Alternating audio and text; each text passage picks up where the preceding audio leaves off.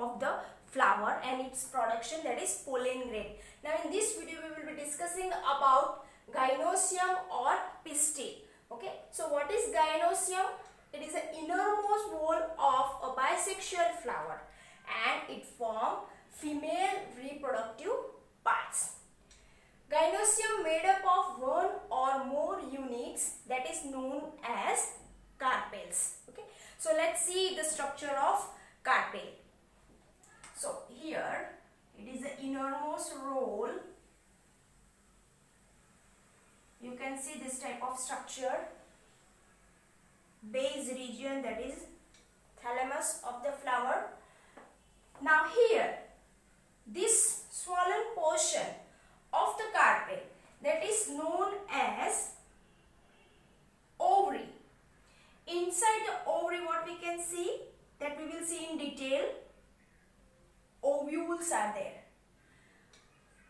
From here you can see the distal region, cylindrical portion, that is known as style. Okay, so this long structure that is known as style, it may be hollow or solid in nature. Hollow means if we see inside the cavity, if we can see at the center region in this whole tube, then it is a hollow type of style. In solid we can see the tissue, it is present in the center region. That's why it is known as a solid style, right? Now the top region, the tip region of the style, it is modified to form stigma.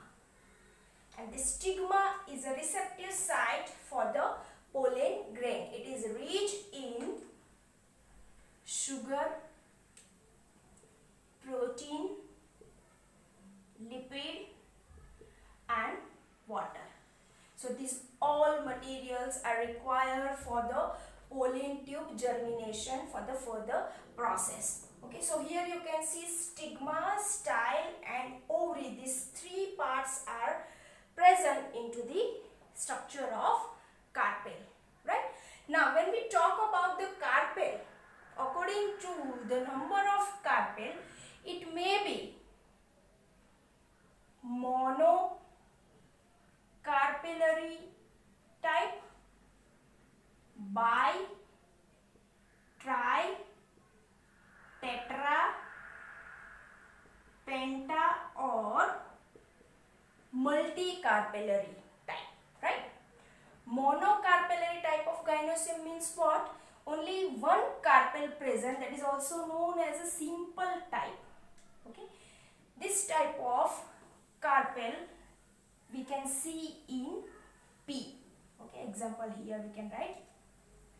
Bicarpellary means two carpels present as a female part. Funaria,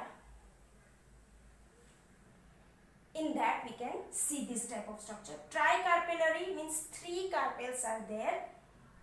Stellaria. Tetra means four carpels present. We can see this type of structure in Ramnaceae.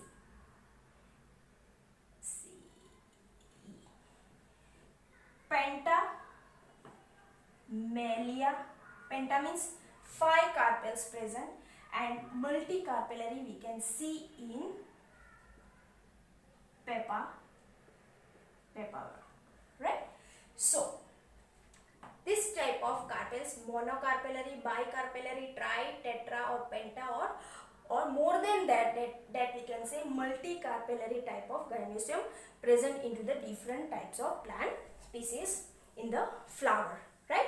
Now when we talk about more than one type, means more than one type, it may be syncarpus or apocarpus. Now what is syncarpus and apocarpus? Means more than one carpels are there. If this more than one carpels are fused together, will make one common structure. Okay, particularly if we talk about the ovary fused to form one common structure, that type of multicarpellary or many carpellary is known as syncarpus type of structure. Epocarpus means carpels are present, more than one carpels are present, but all are free. Here we can write fused structure, okay, and this is free structure, means both we can write carpels are fused, then it is known as syncarpus. Carpels are free, that is known as apocarpus type of gynoecium, right? Okay. Now here we can see ovary. It is the important structure present into the female, as a female part. In that, ovules present, and in ovule we can see the embryo sac formation. Now if we see the examples of syncarpus and apocarpus, then here you can write the example papaver. Another example, that is hibiscus. The structure of this papaver, if we see, then you can see this type of structure.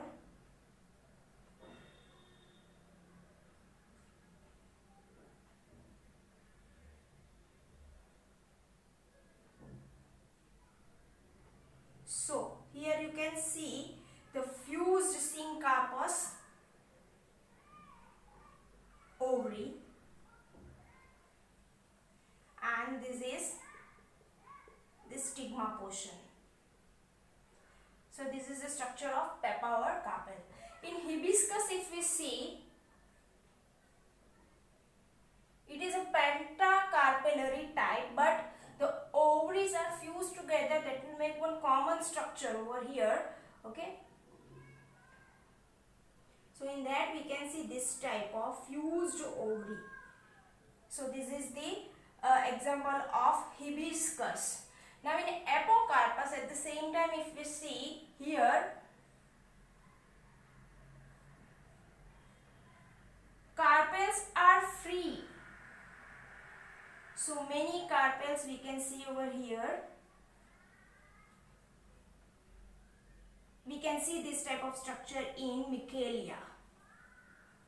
So this is apocarpus type of multicarpellary, okay, means free carpels you can see here, okay. Now let's see the structure of ovary, where the ovules are present. So we need to understand the structure of ovule in detail, okay, because in ovule we can see the female gametophyte as an embryo sac, okay, which is required for the sexual reproduction process. Okay, so let's see the structure of ovule now.